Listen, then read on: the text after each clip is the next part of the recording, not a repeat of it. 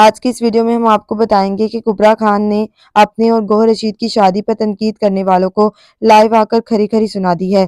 جیسا کہ سب جانتے ہیں کہ کبریٰ خان اور گوہر رشید کی شادی حالیہ دنوں میں سوشل میڈیا پر کافی وائرل ہو رہی ہے، خاص طور پر ان کے نکاح کی تقریب جو کہ مکہ مکرمہ میں منعقد ہوئی۔ نکاح کی ویڈیوز سامنے آتے ہی مداحوں نے ان کی نصیب پر رشک کرنا شروع کر دیا، لیکن جیسے ہی پاکستان میں شادی کے دیگر تقریبات منعقد ہوئی، خاص طور پر ان کے ولیمے اور رقص کی ویڈیوز سامنے آئی تو کچھ لوگوں نے انہیں تنقید کا نشانہ بنانے لگے۔ کچھ ناقدین نے یہ تک کہہ دیا کہ اگر انہیں اس طرح کی تقریبات کرنی تھی تو نکاح بھی پاکستان میں ہی کر لیتے۔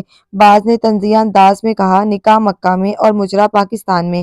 ان تمام تنقیدوں کے جواب میں کبریٰ خان نے لائیو آ کر سخت رد عمل دیا۔ انہوں نے واضح الفاظ میں کہا کہ مکہ میں نکاح کرنا ان کی خواہش تھی اور انہوں نے اپنی مرضی سے وہاں نکاح کیا۔ اس کے بعد پاکستان میں شادی کے تمام فنکشنز کا انعقاد پہلے سے طے تھا اور انہوں نے اپنی شادی کو بھرپور طریقے سے انجوائے کیا۔ انہوں نے مزید کہا کہ ہر لڑکی کا خواب ہوتا ہے کہ وہ اپنے شوہر کے ساتھ خوشیاں منائے اور اگر انہوں نے گوہر کے ساتھ ڈانس کیا تو اس میں کیا گناہ ہے۔